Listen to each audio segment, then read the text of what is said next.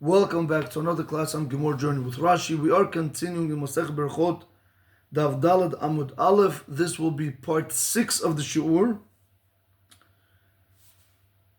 We are 11 lines from the bottom, beginning with the words V'David Mikar L'Nafshi Chasid. In the previous two classes, we had started speaking about what makes David HaMelech a Chassid. Today's class, we want to see, did David HaMelech actually call himself a Chassid?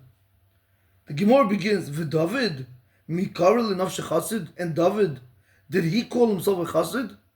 V'Haketiv, because, and isn't it written, Lulei Hamanti L'Rod B'Tuv Hashem, Be'eretz Chaim, had I not believed to see the good of Hashem in the land of the living, V'Tana Mishmei de Rabbi Yossi, and it was taught in the name of Rabbi Yossi, Lama Nakud Al Lulei, why are there dots on the word Lulei? Amar David Lefnei HaKadosh Baruch Hu, because David said before Hashem, may he be blessed, Ribono Shel Olam, Master of the universe, Muftach Ani Becha, I trust in you, Sha'atam Mishalem Schar Tov LaTzedikim LaTzid Lavo, that you are going to repay good reward to the righteous in the future. Aval Eini Yodea Im Yesh Li Chelek B'nehem Im Lav, but I don't know if I have a portion amongst them or not. Now, we have to see a few points in this very critical Gemara. Point number one, pay close attention again to the word me. Me over here does not mean who. Like we saw in the previous classes, me over here means it's a question format, right? Like this. V'David, and David. Me Karel Nafshi Chasid. Me did. Karel Nafshi Chasid, did he call himself a Chasid? So you see again, I made it into a question format. That's point number one. Point number two, remember the Veha. If you pay close attention, it says Veha Ketiv. And isn't it written? Again, that's like a challenge, like another form of a question on what we just had previously said. Because you just said a second ago, and did David call himself a Chassid? But that can be why. Because isn't it written? And then we saw the verse. Why am I showing you this? Because you have to remember the word Veha. You have Vav, Hey, and Aleph. Sometimes it could be like that together with the word. For example, Vatnan, Vatanya, and wasn't it taught in the Mishnah, wasn't it taught in the Baraita, is coming to say just the opposite of what we had mentioned previously before that. Now, why is this important to know? Because like this, you get the format, you get the skill in learning Gemara. You understand the system much better. Now, you do have to understand that whenever you see the word Veha, not all the time is it going to be a question format. A lot of times it's a question format, but sometimes you'll see Rashi will tell you you have to read it binichuta. We'll see it, if we see it, I'll mention it. Binichuta means you have to read it calmly. There's things that you can read it as an attack, or there's things you can read it calmly. For example, over here is an attack. Vatanya, and isn't it written? That's an attack. Or I could have read it, or I could have read it, Vaketiv, and it's written. So you see the languages are very, very different. So just pay close attention to that. Now, the next piece we want to move on to is point number 3. We want to go to the Sefer in Torah or Shalem to understand that verse. What does it mean? Lulei ha'amanti l'rod b'tuv Hashem be'eretz chayim. What does that mean? Had I not believed to see the good of Hashem in the land of living? What does those words mean? I want to just share with you. This over here is speaking about David HaMelech. Not me and you. David HaMelech almost lost his faith. I don't want to say faith. He almost lost his Yirut Shamayim. He almost lost his connection with Hashem had he not believed in the good that he was going to see. We'll see this in the back of the book right now. If we go to Torah or Shalem, it tells us, go to Tehillim, Perek Chav Zayin, Pasuk Yud Gimel. So let's go there.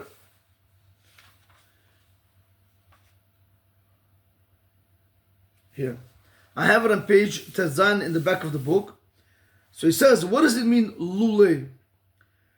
Im lo shehemanti, had it not been that I believed b'HaKadosh Baruch Hu, had it not been that I had believed in Hashem, b'ma shivtechani, in that which He had promised me, l'r'od b'tovo, to see the goodness, be'eretz ha'chayim, in the land of living, be'eretz Yisrael, in the land of Israel, Kvar kamu bi edi sheker v'kaluni.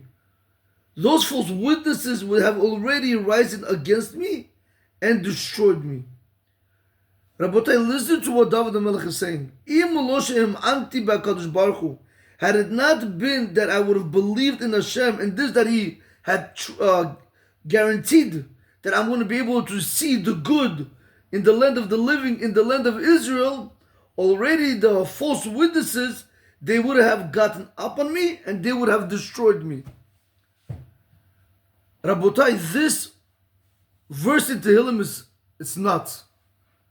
David the Melech needed a haftacha, he needed a reassurance that he's going to see good. If not, he was going to be destroyed.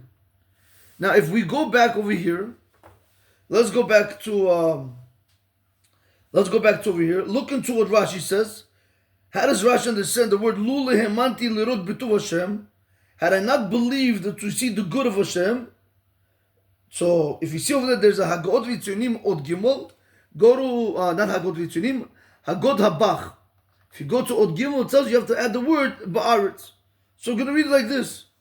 Lulei Hemanti Lirot B'tuv Hashem Ba'aretz Kvar Taraduni Mi'yiratecha. So, I want to show you over here, once again, pay close attention. Like I explained to you last time. Whenever you have a Rashi, and then you have the explanation of Rashi, you have, this Rashi is a run-on. You read the sentence from the beginning of the Rashi till the end. Sometimes Rashi comes to explain the Gemara. Sometimes they're together. So this is a run-on sentence. You have to read it together, like this. Luleihem anti lirut b'tuv Hashem be'aretz.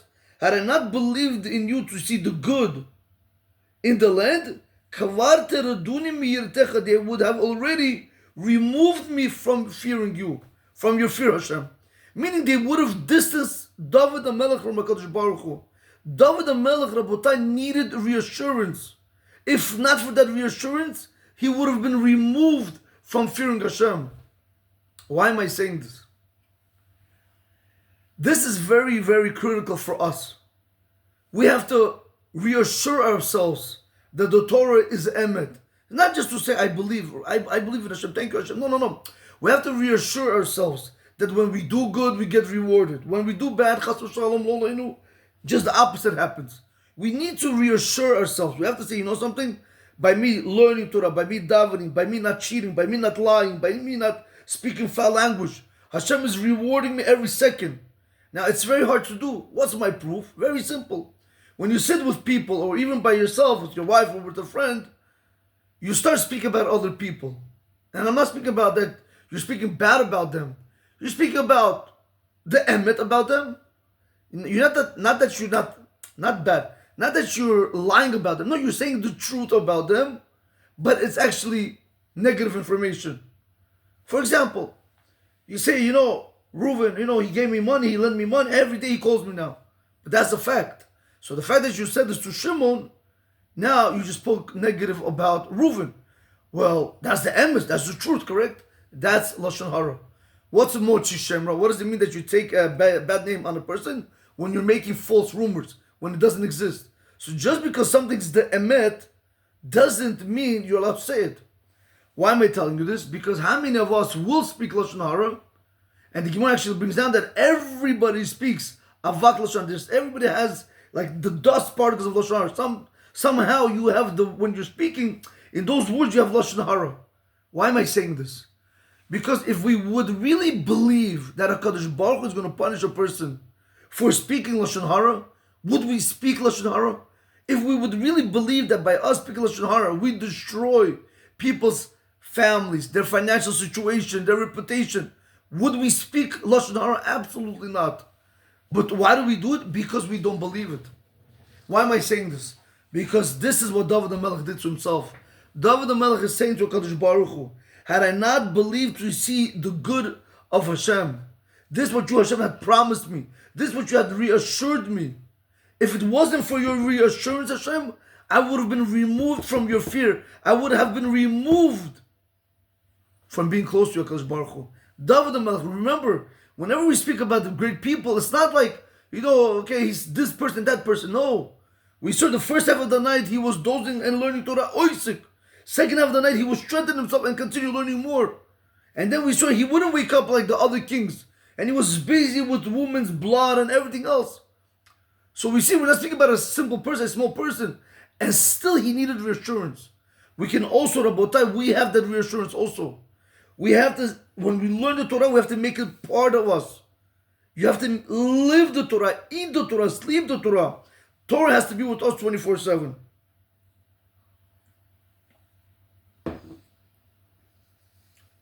So go back into Rashi. Had I not believed to see the good of Hashem, ba'aretz, in the land, they would have removed me from fearing you. Like the pasuk says, Ki girshuni hayom mistapeach b'nahalat Hashem lemor lech avod v'gomer. This is brought down in Shmuel, where he says over there that they have driven me away from sharing b'nahalat Hashem, in the inheritance of Hashem. Lemor saying to Shmuel, lech avod, go and serve. If you continue there, go and serve other gods. So you see clearly the same concept. What does it mean? Kvar taruduni mirotecha. Same thing, meaning ki girshuni hayom. Same concept. Ki girshuni hayom, that they have removed me today, mistapeach, from sharing b'nachalat Hashem, from sharing the inheritance of Hashem. Lemor lechavot, saying go and serve. And if you continue the pasuk over there, it says go and serve other gods. Now, so we see from over here that each and every one needs to give ourselves reassurance. And that's what the Gemara, Rabotai, that's what actually the Gemara said in Masechet Berachot. 1 second, wait a minute. 1 second, guys, let me see if I could find it.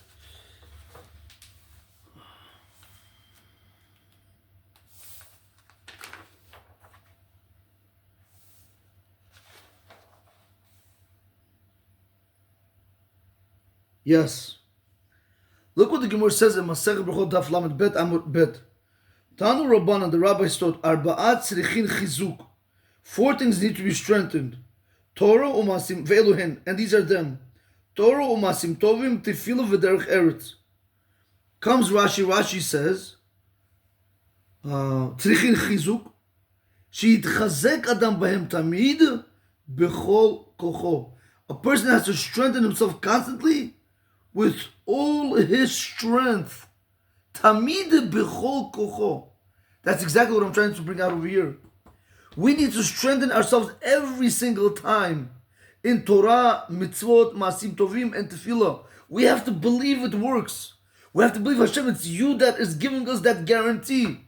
Because nothing else can give you a guarantee in this world. Only HaKadosh Baruch Hu.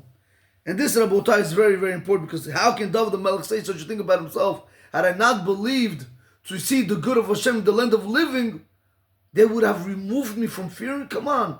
And what are we going to see today with everything that's going on with us, around us? What's going on with all the garbage around us? These things can remove us. No wonder a lot of us, unfortunately, are pulled away from learning Torah, are pulled away from not being able to daven with Kavanah, are pulled away from having that connection with Hashem. Very simple, Rabotai, because we're not reassuring ourselves. We're not giving ourselves that it's a guarantee that if I do right, I get rewarded. If I do wrong, just the opposite happens. Okay. Now, the next place of Rashi says, Nakud al lulei. Well, why do you have to have the dots on the word lulei? You guys are probably thinking to yourself, where are the kudot on the word lulei? If you guys have a book of Tehillim, I would strongly suggest you open it, but I'll show you over here also. But open it, see for yourself, see if you have it also. If we go to Perek Chav Zayin, in Pasuk Lam Yud Gimel, that's chapter 27, verse 13. I don't know if you guys go else, you'll see it. Let me see something.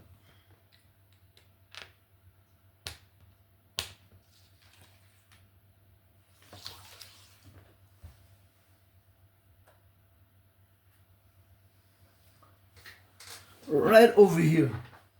So you guys can see it right over here. You see where my arrow is pointing? On top of the words, you see that there's dots. There are 4 dots. 2 dots on the lamed. If you see it over there, the Gemara is asking a question. Why in Tehillim? It's very interesting to note. Why in Tehillim did David the Melech have to write it this way? Why is it written with the dots on top? So comes Rashi and he tells you, Nakud al lulei. Why do you have the dots on the word lulei? Lidrosh et nikuda. It's coming to expound it's coming to teach you something even from the vowel, from those dots. Shehi mima'etet et mashma'ut hakatuv. It's coming to limit.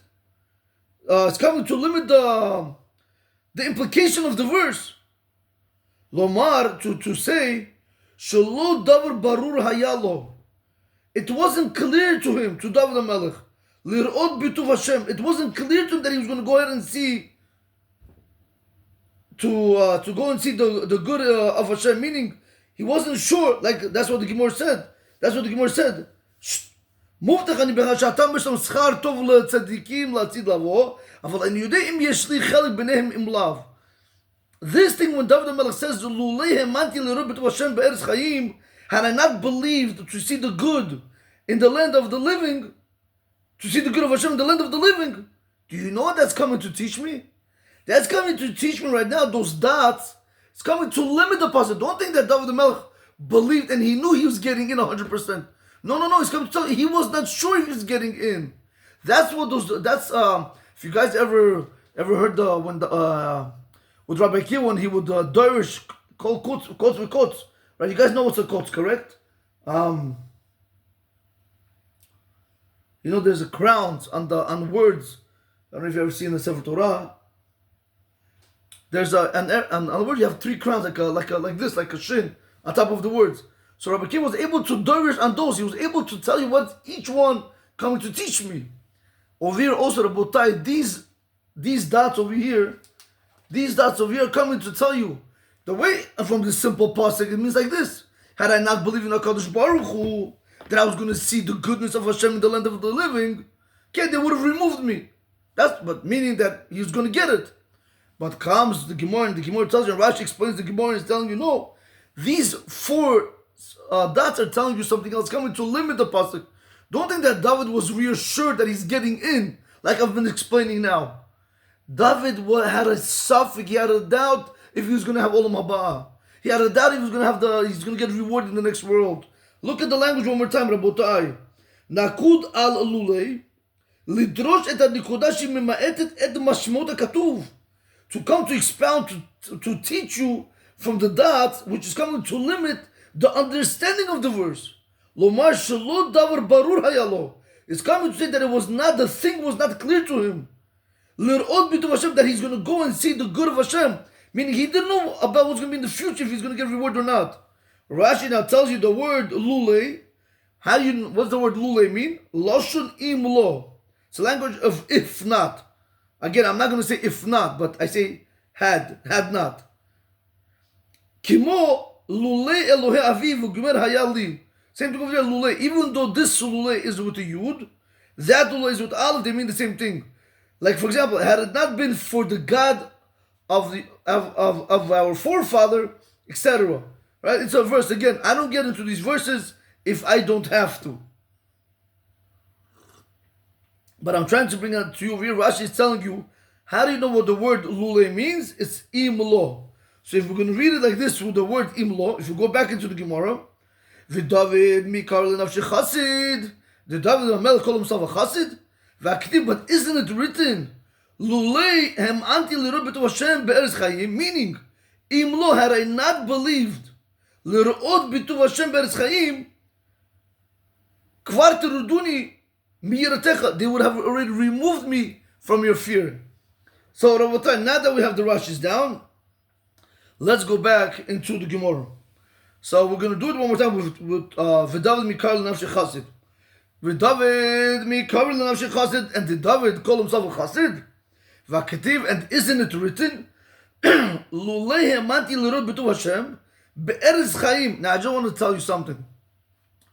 I'm going back and forth in the verses, but you have to understand, once you get these verses down, once you have it called, once you already know what it's talking about, I don't want to say it's not, you have to know the meaning behind it. But the Rasha, but what we're learning from it is a little bit different than what the Gemara is telling us. That meaning you could have say for example, Rashi can understand this pasuk in the Chumash Rashi, like we did in the back. Let's say that's Rashi, in the back of the 7 Mikrot. They can speak about one thing, or it could be another Mifaris. But you have to allow the Gemara to speak to you. Why am I telling you this? Because when you're going to come and do the Chazara next time, you're not going to go through the whole thing again like this. You're not going to go back because now you know what the pasuk is going on. You're just going to read the Rashi, and you might even not have to need the Rashi because now you understand what is going on. Again, I'm not telling you not to do the Rashi. It's very important to do it, but I'm just trying to bring a point that when I'm translating it into English, the pasuk, it loses the context. You understand? But when you do it in Hebrew, it's much easier. I don't know if you guys ever listened to Rabbi Meir Eliyahu Shlita, right? When he quotes Pasukim or when he quotes Gemara, it's much easier. Why? Because you're not doing a double or triple job trying to translate the verse, trying to explain the verse, and then go back again and start from the beginning. Everything goes in a smooth line. That's why it's very important to learn Lashon HaKodesh. Somebody did ask me,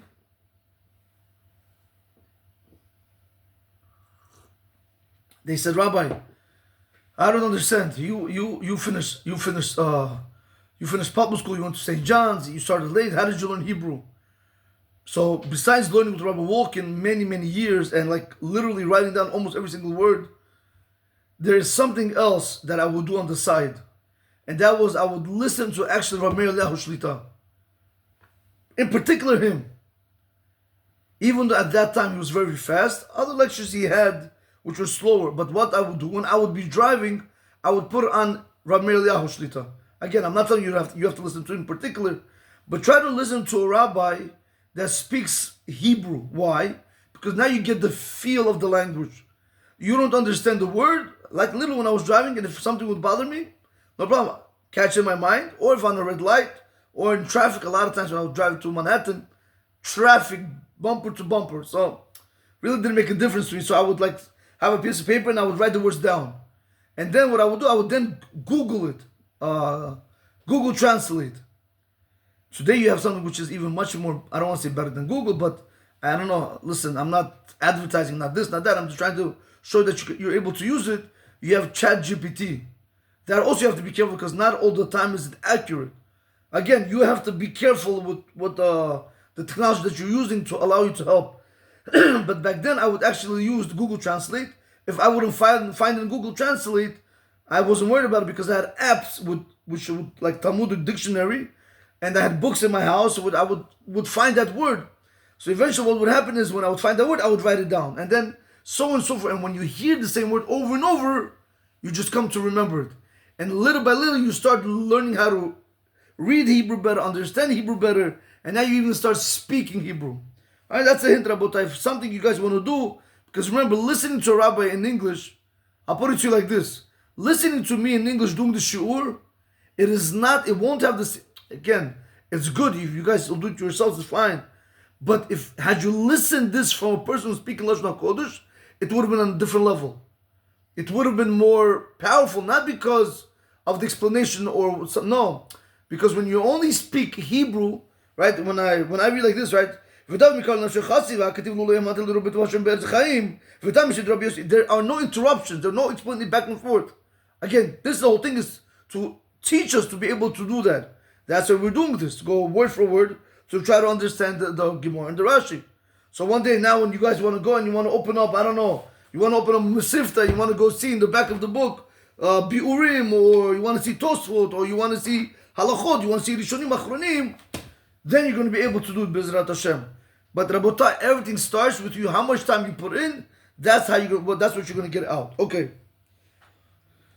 So, the reason I mentioned all this is because I want you guys to understand when I'm translating it, just know that that's the context, but we want to see something else from the Gemara. Okay. So one more time. And David, did he call himself a chassid? And isn't it written?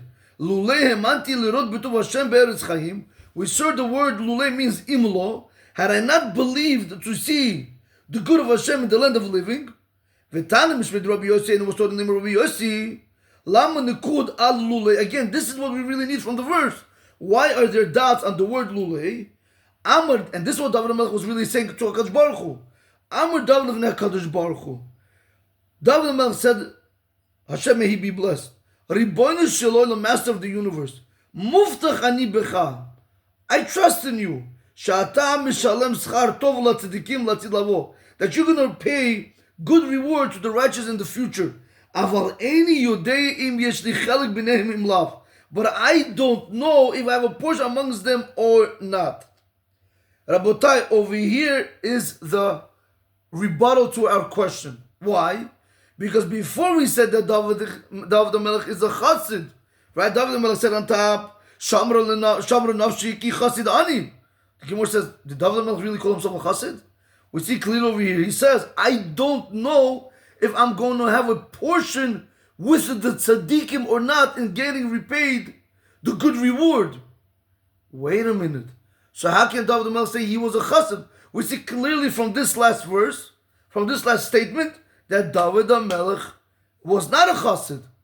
Alright, so you guys hear the question one more time. In the beginning we said, Le David Shamra Nafshi Ki Chassid Ani. From there we clearly see David the Melech is calling himself a chassid. But how can David the Melech call himself a chassid? Where it says later on, David says, Eini yodeim yesh li chelik b'nehem im lav. I don't know if I'm going to have a portion with them or not. So we see from there, he's not a chassid. So how can he call himself a chassid? Another Musar Chaskel from this piece. David the Melech, again, Rabotai, even if you hear it another million times, until it doesn't sink in. Chachamim tell us, I forgot which Gemara, you can't compare the one who's learning 100 times, the one who repeats something 100 times, to one who learns something 101 times. This one, he's serving Hashem Shalol Lishma. A person who learns Torah, you do this stuff 100 times, and another person is going to do it 101 times, the same page. You call Shalol Lishma, he's called Lishma. One time difference. How could one time be a big difference? It is a big difference. Because that one time is L'Shem Shamayim. That's for you, Hashem. And anyway, Rabbi, it's a nice Gemara, one thing to forget there, we'll elaborate on it, but if I go over and over, you could fast forward it. Anyway, Rabotai, what do we see from over here? David HaMelech was afraid if he was going to have his portion amongst the tzaddikim. David HaMelech. And Baruch Hashem, we are not afraid. We don't have that fear. Aren't we concerned what's going to be with our portion? David HaMelech was afraid. He said, I don't know if I'm going to have my portion amongst them. He said, I know you, Hashem. I know, Hashem, you pay back the tzaddikim. You're going to give them their full reward. The best reward, Hashem, you're going to give them. But I don't know if I'm amongst them or not. David HaMelech. King. Gadol Hador. He had every quality that's required in Avodat Hashem. And still David HaMelech didn't know if his portion is going to be with the tzaddikim or not. Rabotai, this is what's called Torah Emet. This is the Emet. When you hear people say a person's place should be in Gan Eden and Olam Haba, right? Rabotai, don't be quick to say these things. It's not so pashut. Not so pashut. If they're afraid, how much more so we should be afraid? There's a Gemara, I forgot which Gemara. I don't want to say the wrong Gemara, but it's a Gemara. I remember doing it. Brings down over there, I think it was Rabba or Rava, one of them, not sure. He brings down over there that on Rosh Hashanah, the tzaddikim, they get signed for life. Risha'im, they get signed for death. And the Binonim, they're hanging in balance until Yom Kippur. Comes the Rabba and he says, Va'ana Binoni, and I am an average person. The Gemara says, if you are Binoni, what is everybody else going to answer? But that's the emes, Rabotai. Even though everybody has to judge himself accordingly, Al tamim ba'atzmicha ad yomotecha. Don't trust yourself until the day you die. Don't trust yourself. It's not so pashut. Don't think, oh, that's it. Okay, I learned Torah. I daven, I give tzedakah. Don't be quick and think you have the best portion. No. Do everything. Give everything you got. Like it says in Lamed Bet Amud Bet. B'chol kochot tamid. Strengthen yourself every single time, constantly with all your strength. And after 120, when a person leaves, or before then, even when Mashiach comes, before then, if Mashiach comes, then you'll see the great reward you're going to get. But don't be confident, Rabotai. Don't be rest assured. And this is the problem we have today. And I get this a lot of times. Because my teachings are not like other stories that you guys will hear outside. Not because of my teaching, because I just do the Gemara. Because how could it be that one rabbi says Hashem loves you? I didn't say Hashem doesn't love you. But there are repercussions. How can he say you don't have to worry about nothing? Thank you, Hashem. He's your father. This, right? So you feel good about yourself. That's very nice, but you have to also understand the other side. Ze v'ze asa Elokim. Elu ve'elu drei Elohim chayim. They're both the words of God. Hashem loves you, Hashem. But you have to understand, but there's two sides to it. There's the good side and there's also the bad side. Let it be balanced. Let it be balanced. Tell him the emet, and also when it's good, Hashem loves you, He's your father, emet. But tell him what happens when a son doesn't behave like the father wants them to behave. What does Hashem do after? So Rabotai, when Hashem created good, He created bad. When Hashem created Le'ilu Nishama, that when the person goes up, there's also Yirid Nishama, when people go down.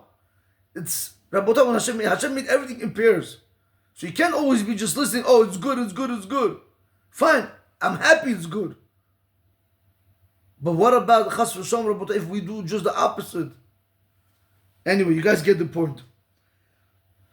So this was with David HaMelech. So we see from over here, we see from these words, when David HaMelech says that I don't know if I'm going to have a portion amongst the tzaddikim or not, we see from over here that David HaMelech is not a chassid. The Gemara answers and it says, no, Shema Yigrom HaChet. No, maybe sin caused them to lose the reward. Listen to what Rashi says. Shema Yigrom HaChet Tirutuhu. Rashi is telling you that this is the answer. So the question that we ask, this is the answer. Really, David HaMelech, it was established in his hand that he's a chassid. 100% David HaMelech was a chassid. And this that he had a doubt if he's going to get rewarded from Hashem in the next world, meaning in the future. Because he was afraid. Maybe he's going to do a sin. And the sin is going to make him from seeing the good. It's going to make him from losing the reward that Hashem was supposed to give him. Rabotai, Shema Yigrom Hachet. Shema, maybe. Not to Chas v'Shalom say that David HaMelech sinned. Maybe. Shema Yigrom Hachet. I was out there in shul, somebody told me, David HaMelech, he sinned with Bathsheba. Chas v'Shalom, Rabotai. He did not sin with Bathsheba. Absolutely not. Look into Masechet Shabbat. They say anybody who says that David HaMelech sinned is only making a mistake. We're speaking about great people. I heard a woman, I'm telling you, it is so, I don't want to use the word, but it's so foolish for us to speak like that. Right? There was a whole case that was going on between, whatever, it was a problem with the rabbi and another family, doesn't matter. So there were other people that were not happy with the rabbi's decision.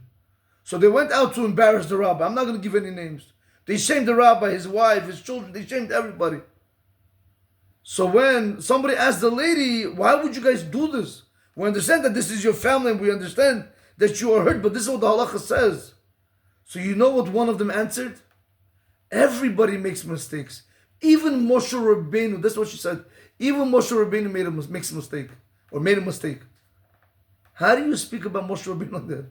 Who do you think you are? Rabotai, are we serious? Even Moshe Rabbeinu made a mistake. How can you even say that without any shame? The world we have come to, Rabotai.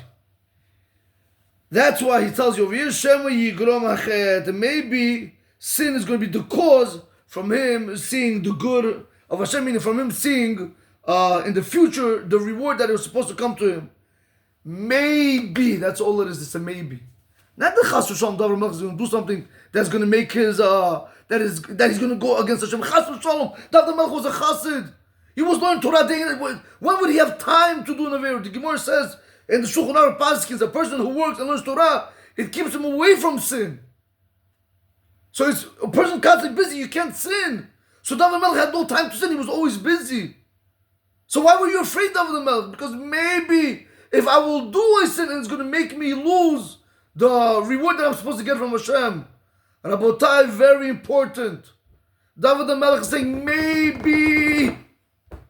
By us, it's not maybe. We make errors. We do errors. We fall. We are human. But Rabotai, get up, do teshuvah. Don't be so confident. David HaMelech saying, maybe I might do an Aver, but it's not even a maybe. We do Aver, and still we're confident we're going to have the best Olam Haba. Anyway, Rabotai, I would love to continue. I just want to keep the time. Believe that in the following class, we'll start from 1, 2, 3, 4, 5 lines from the bottom. I should actually do this now, but we'll keep it for next class because you have also Pesukim we have to do there. In any event, we saw today very simply. We asked the question, did David HaMelech call himself a chassid? How could it be? It can't be. Why? Because David HaMelech, from the word lulei, he showed that he had a doubt if he's going to be amongst the tzaddikim or not. So we see clearly he's not a chassid. The Gemara says, no. David HaMelech was a chassid. When he says, Shomer nafshi ki chassid ani, he was a real chassid. So, why does he say the word lulei?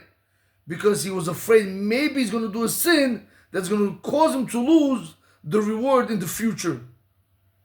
That's the only reason, Rabotai. But David HaMelech, he was a chassid. Let's just do the Gemara one more time, and then we'll conclude with that. V'David mi karlin of chassid, and watch. Let me not translate the pasuk of Lulei, and you'll see how it goes. V'David mi karlin of chassid, and did David call himself a chassid?